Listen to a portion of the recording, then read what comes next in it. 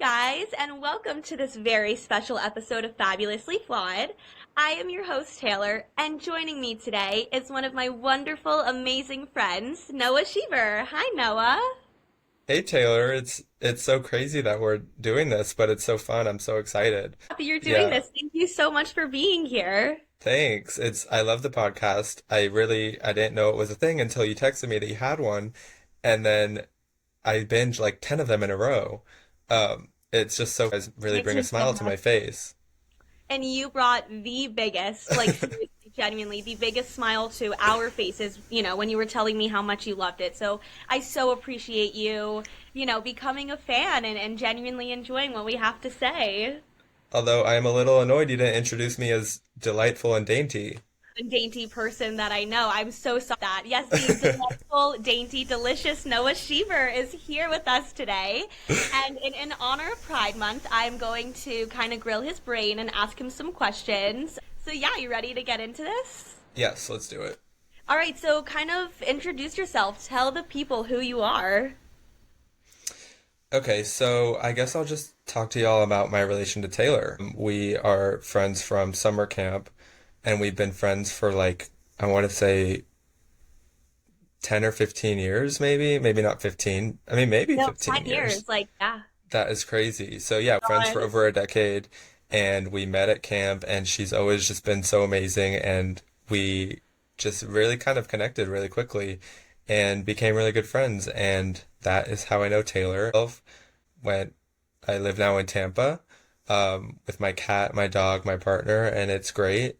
I love cats, I love animals, and I love music, and I play a lot of volleyball. So that's kind of a little bit about me. But I'm so happy to be here, and Taylor, I'm obsessed with you and your mom. So, Obsessed with you right back. No, like, I am so truly touched and honored that you are here today doing this. Like it means the world. So I may tell you that 100 times, but yeah, so it wasn't really anything in particular. It wasn't like one moment I was like, okay, I'm gonna go come out now.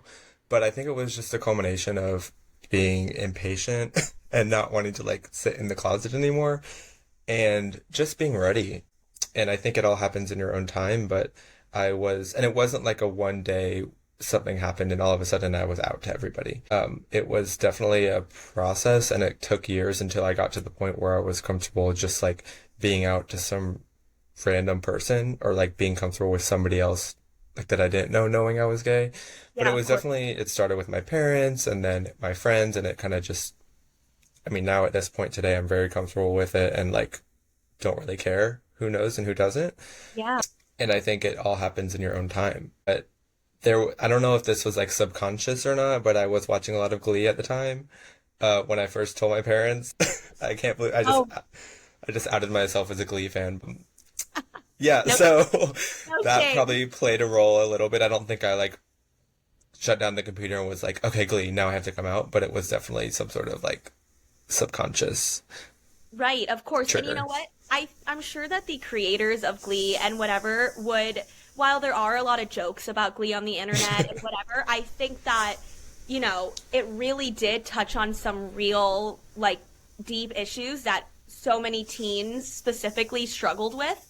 And the fact that, a fictional TV show actually kind of gave you the courage to live your true self. I think that's amazing. And I want to somehow get to the creators of Glee to tell them, like, your show like, has positively impacted so many people. So my little Glee fan heart is so tremendously happy hearing that out a little bit later on in your life. I don't think I always knew, but like when I was a kid, I used to like love traditionally more girly stuff or gay stuff, and not that that means anything, but like I think it was always there, and I don't think anybody was like really shocked when I came out, including myself. Yeah. But I mean, it was never like, it became when I got a little older and I kind of knew what like it really meant, and like that I wasn't just like different, you know? Because when I was younger, I always did feel different, but I couldn't really pinpoint why. Okay. And then I kind of got a little older and was like, okay, yeah, like I get it. Was it when you like kind of hit puberty? Is that when you would? Yeah, I would say around then, probably around middle school. Yeah. And, everybody was like getting in relationships in middle school and, holding hands and going to like middle school dances and stuff. That was definitely around the time that it And you kind of, realize, like, I want to be holding a boy's hand, not a girl's hand, essentially. sure, yeah. Yeah, Yeah. got it. So, what advice would you give to anyone who is struggling with coming out or is struggling with coming to terms that they are gay? Yeah, I mean, I think everybody struggles and you're not alone in that. Like, it's not like, and I'm not a professional speaker or anything. And, but from my experience, everybody struggles. And I don't think there's anybody that really was like, it all went 100% smoothly coming out or coming to terms that they're gay. Not that it's something that you really need to come to terms with, but like realizing it. Right, that's probably the better. Yeah. And so it's definitely a process, and I think everybody needs to do it in their own time. And I think it can really help just finding one person that you're comfortable with. Literally just one person. It can even be somebody on the internet that, like Oh my gosh, of it could course. be Yeah. anybody. And just talking to one, because I think it's not good for like humans to be holding things in. And that could be for anything. It's really not productive to do that. So just to find even one way of outlet, even if it's just a journal, doing that. But try not to just hold it all into yourself. And if you're not ready to come out, it's not the right time. It'll happen when it happens. Right. I think that, first of all, what you're saying about how holding something in is never good. I could not have said it better myself. Even if you don't feel comfortable yet speaking to a person, talk to a journal. Literally write down what you would say if you were actually talking to someone in a journal. I mean, and I could imagine someone who's holding onto a secret of that severity, I guess is the word, or some with such that has such a momentum on their life, or such an impact on their life, that even just telling one person, it's gotta feel so good, kind of just like a huge weight lifted off your chest. And I could imagine, when you first came out to your parents, was it like you could breathe, like you kind of, Yeah. it was like some clarity type of thing, which I'm sure is so important to your mental health and your overall well-being and everything like that. No, I 100% echo everything you said. And even if it wasn't my parents that were the first person, like whoever is that first person, Yeah. just, it really, like you just said, is kind of like a weight off your shoulders, or it can be. And I really do not advise anybody to not, you have to get some sort of way to let it out. For sure, for sure. Okay, so a little more of a fun, lighter question. Who is your gay icon and why? Okay, this is gonna sound, cliche for my generation, I guess, but for me, it has to be Lady Gaga, right? She Love was it. like, yeah, I mean, I've always loved music, and especially pop music I've always been a huge fan, and like, I think she was the first thing of something that I really enjoyed and like I really paid attention to and cared about, which is music. And she was the first person that I really saw and was like, it was making it cool to be gay. Her support for the community was like, I mean, you can't beat it. She's so big and so huge, and somebody that at that platform that I really looked up to and admired, showing that support was incredible. I could not agree more. As I spend a lot of my time online. I like to say I'm on her platform for good and to spread the message that, being gay is more than okay. It's fucking awesome and amazing, and that you should Literally. sit and be your true self. And she was starting that in like late 2010s, or I'm sorry, early 2010s, like 2008, Yeah. 2009, where it was still, being gay was still kind of Like looked you didn't really upon talk as about it. Yeah. right. It was not talked about. It was still like more of a negative connotation surrounding it. Not as, it's not as accepted as it is today. And she didn't care that, society would, give her shit or whatever. And she was her true self and doing all that she can for the LGBTQ plus community. So I love that you chose Lady Gaga as the answer.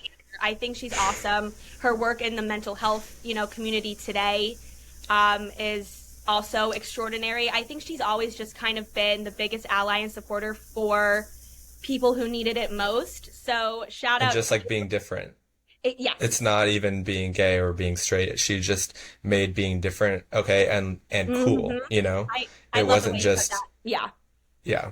That anyone with any sort of, difference or whatever that's not, typical in society, she was always, there for them, which is So amazing. Okay, now on the topic of pop music, the Yes, biggest let's do question of it. the summer: Charlie XCX, Chaperone. Who are you choosing if you Okay, had to? I hate to pick because they're both icons and I'm I know. obsessed with both of them, and we need to talk about Chaperone in a second. Yeah. But I'm gonna say Charlie XCX because I mean Really? she's been around for so long. The way that she's like changed music is so crazy, and I'm not gonna sit here acting like I'm like some pop culture expert or like music expert because I'm not. But like Close. Charlie is an icon, and she's just her work. I mean, she has like several albums, and they're all amazing, and I think that it's the music just hits different. I mean, not that we don't love Chapel, but I mean, she's still kind of new. So let's Right. give Chapel a little time. Charlie's established an icon herself. I think Charlie's now been on the scene for almost like it's been about 10 years. I remember Boom Clap was her Boom first. clap. Yep, I was obsessed with The Fault in Our Stars, and that song was featured. Of course. I know, of course, as I saw it about 14 times in the theaters. But that song was featured in the movie, and that movie was huge. And I think that kind of put Charlie on the map a little. I want to say I don't think it was like her claim to fame, but the summer of 2014, Boom Clap was kind of the song of the summer. It was playing all the Yeah, time everywhere, and that was wasn't that one of Charlie's first big it singles? was. And It and was. let's not erase fancy people, okay? Because Wait, stay with Iggy. wait, Charlie was Yeah. featured in that song? Yeah, she does the chorus and the bridge. Yeah. Yeah. Why Like did let's I? not forget that people, okay? I fully forgot that. That is on me. Charlie, I apologize because No, but Boom Clap was first, and it was like her big smash, and then she came with yeah, Fancy. If you don't know a lot about Charlie, go back to her older music. It's all really good, and it's great. And she's like very refreshing. I mean, I don't know if it's like how much of it is like her persona as a celebrity and how much of it is real, but yeah. she's just like so cool, and her attitude is really it's like really real in my opinion. I You know don't what? know I how want much to of it's say real and fake, but I'd like to think that it's mostly real because how it's she's been consistent and yeah. it's really hard to lie in your lyrics and your music. It's almost like who she is. Expresses herself through her songs. So I want to believe that, the persona that she puts out to the public is at least very similar to who she actually is. No, she's awesome. I've always been a fan of Charlie. I would never call myself a huge fan, but as I said, chronically online, and I see a lot of, interviews with celebrities now, and she is the coolest fucking bitch, Charlie XCX. Yeah, icon. A sound of her going around, a viral sound right now. I don't know if you've heard it. I know you're not big on social media, but she just did an interview with Bo and Yang recently, and she's like, I don't know if I'd call myself a bitch, but I would say I'm bitchy. Like, there's a difference. Okay. She said something along those lines, and it's now like a viral thing, but you have been on it since she Thank released you. I Follow the Midwest Princess last. Is that the name of the album? It Did I was, butcher yeah, it was in, I think September or October last fall. I heard August, her song actually? Naked, was it? Okay. You sent I me heard Hot her to Go in song, August. okay, yes, Hot to Go. But she had a song Naked in Manhattan. I mean, Mm-hmm. that was, I first heard it before the album Touch came out. me. Yep, yep, yep. And I heard it for the first time. I think I was in the car. I was driving to my parents' house and Hmm. driving home from, I don't know. No, I wasn't in college. I must have been living in Nashville. But I was driving to my parents and something changed in my brain. Something jolted me and I was like, holy Yeah, shit, this girl is amazing. And I'm not gonna say I discovered her on my own. Like I had heard a couple, I don't remember what podcast it was that had shouted her out, but yeah. thank you for that recognition, Taylor. It means a lot because you're not the only person that said I was on Chapel. You And my wait. next, oh, go Yeah, ahead. go for it. No, no, no. You keep talking. No, the next big star, I mean, she's already getting kind of big, so I mean, I've loved her for a couple years, but Remy Wolf, I probably So have sent you a couple of hers you because I have, love and spamming Taylor with music, but okay, yeah, everybody guys. needs to get on Remy Wolf. Wait. So two things. One, the Remy Wolf thing. She actually, yeah, she's been on the scene, for a few years. Obviously, one of my best friends has actually been a bit huge Remy Wolf fan since like 2020 era. So Yeah, she I've had heard that about song with Remy. Dominic. Yeah, so my best friend, Maddie has kind of talked about Remy. So you say that she's also like one of your faves? Remy is amazing, and she's also she was on like Fallon like a month ago maybe. She So can go. she's like already getting kind of big, and I know she opened for Olivia, but she's about to blow up people, and her new album's gonna drop in a couple weeks. Hey, I'm excited. I love that. I love when these like kind of I don't want to say undiscovered, but lesser known pop girlies have finally had their moment. Like Chapel's finally having Yeah, her moment. And I, watched Chapel's interview on Fallon the other day, and she was saying that she's been, working for years. She was performing for, crowds of 10 on the street, and right. now she's kind of become this huge phenomenon. I was gonna, pun and say feminine phenomenon or whatever. But oh, she's kind of finally getting her moment, and people are saying she's kind of similar to this generation's Gaga, just in the way that she dresses, like her crazy, extravagant looks, Right. and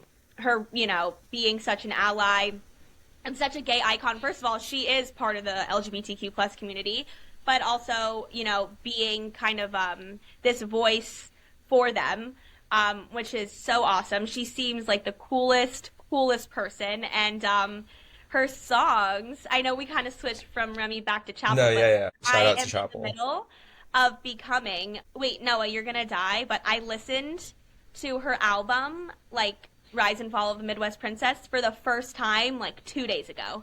I had listened to Hot to Go when you sent me a year ago, but that was it. And then kind of fell off, didn't listen to any more Chapel. And then this past month or two, where she's become more and more famous, and everyone's been like listening to Red Wine Supernova and Pink Pony Right. Club, those big things. I am late to the trend, but better It's late than okay. never. Better late than never. And I Exactly. think I listened to Red Wine Supernova like 15 times of Playboy It's Bridget crack. Bardot. It's literally crack. Think in like the 48 hours that I've listened that I've almost memorized the whole song by now because I've just been playing it and playing it. Like she's so fucking awesome. I love like the upbeat pop vibe, dancey, poppy, clubby Hmm. vibe. And that is so Chapel. And Charlie, and you sent me, Brat, obviously her album, that you were the one who got me listening to it. And I listened to it at first, wasn't the biggest fan. And then as I listened more, I was like, she makes me want to shake my ass. Like, I love this so much. But, overall, you're going to go back to the question of who you prefer, Chapel or Charlie. You're going Charlie for now. I'm going Charlie. Okay. I mean, Charlie, yeah, I'm going Charlie. Okay. Period. Now, also still on the topic of pop music, because we love that, would you say that it is making a comeback, or did it ever really not go away? Or, like, what are your thoughts on the current state of pop music? I mean, I think it's blowing up. I don't think it ever really went away. I mean, I know people are kind of saying that for like a while it was kind of down, but Yeah, I think after Renaissance, I mean, that kind of just took over for like, that could have taken me over for the rest of my life. So like, I wasn't really complaining. Um, but yeah, I mean, I don't think, but this year has really blown up. It's really crazy. I mean, Ari, Casey Musgraves, if you like her, I Beyonce, did. Sabrina Carpenter's blowing up, which like, she's fine. She's Yeah, so cool. what are your, But I we like her actually music. haven't, Sabrina. So, oh, are you like, with her? Like, I whatever. love Please, Please, Please, and I love Espresso, like really good Okay. songs, top of my playlist right now. I'm still kind of like sussing her out a little bit Right. You need because, more time. No, and her album's yeah, gonna drop super soon, so I guess yeah. you'll get more of a feel for her there. I'm not honestly the biggest, as they say, carpenter. I'm not the biggest carpenter yet. Okay, obviously I don't not like her, but I I think thought she's cute, but like I don't think she's anything like I don't think her vocals are anything crazy, yeah. and I think that's kind of like something that's holding me back on her. Sorry, I mean, anyone who's like loves Sabrina, but they'll yeah. survive. Would And you I'm say gonna that kick myself when this album's like really good because I bet it's probably gonna be really good. no, it is, But but like, yeah, no, it's okay to have this opinion right now, and people's opinions change. Do you think Charlie or Chapel has the better vocals? I mean Chapel. I don't think Charlie is like anything vocally special. I think Yeah, she has like a certain way with autotune, and that's not even shade. That's like she uses autotune in a way that's like so unique right. and like on purpose. Like she wants you to hear the autotune almost. I don't think Charlie's there because of her vocals. I think it's just like her ability to make good music. Her And vibe, I her think everything. there's a difference sometimes. I mean, I know I'm kind of contradicting what I said about Sabrina, but I do think Charlie is somebody that's like different and special in that sense of like you don't need to have the craziest vocals to make bangers. To be like a little, she is considered a pop icon, Charlie. Yeah. So love that for her so much. All right, kind of now switching back gears a little bit. Okay. What would you say? I mean, it could still be on the music genre, but what would you say like is your favorite part of LGBTQ plus culture? So I would first probably say just like the humor. I think I don't really know how to explain this super well, but gay people and like queer people in general, I think are just so fucking funny and like The best, yeah. I don't really know how to explain it, but if you get it, you get it. If you don't, you don't. Like gay people and queer people are so fucking funny, and I think I forget sometimes how funny we are, and like yeah, I just that's I don't really know the words to explain it. I wish I did have a better way to explain it, but get it. I think gay humor is the funniest thing. I think like meme accounts run by, queer or gay people. It is the funniest shit. I know you're not on Instagram, but there's this guy, Evan Ross Katz. And he just posts the funniest Is like that I think I know. Is he kind of short? Like he has a podcast. yes, shut up, Evan. Yes. Okay, maybe I'm thinking of somebody else. You There's a might be thinking of podcast. someone else, but no, he's just like gay Jewish guy who lives in the city, New York. Okay, I think I know who you're talking about. You might. He's like Yes, yes, obsessed yes. with pop culture, and he Yes. posts the fun. Like, there's no better person than him who makes me laugh as much. So I love that you said. I think music and humor is my favorite part of the culture. I think the people are just better and cooler. Like, I just Yeah, we're just cooler. I'm sorry, yeah, people, but no, you know, like, you genuinely are. Like, you just like are better. You're kinder and funnier and cooler and just less judgmental. I don't know. I think more down to earth and just overall better people. So shout out to yeah. you guys. And I will No, no, no, no. Please take it away. I do think one thing about LGBTQ culture is like we kind of get what it feels like to be on the outside. And I feel like in that sense I feel like we're a little more understanding. And I admit there are parts of gay culture that are not as inclusive and like I probably haven't experienced as much being like a white person. But in terms of like discrimination and like not feeling included, but I think in general, queer people are pretty good at like having empathy for others because we've kind of felt on the outside.